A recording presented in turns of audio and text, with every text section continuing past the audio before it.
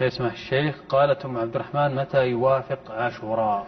إن شاء الله عاشر يوم الخميس، يعني يوم الخميس هو العاشر حسب الرؤية، أن محرم بالثلاثاء، الأربعاء 9 والخميس 10.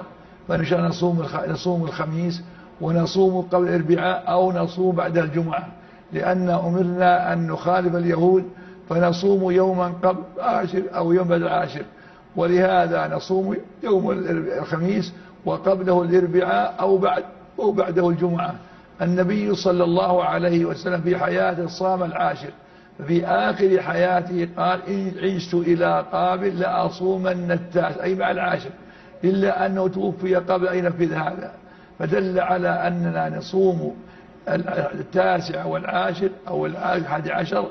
إذا صمنا يوم الأربعاء أضفنا يوم الخميس، أو صمنا يوم الأربعاء والحمد أضفنا يوم الجمعة والحمد لله. جزاكم الله خير.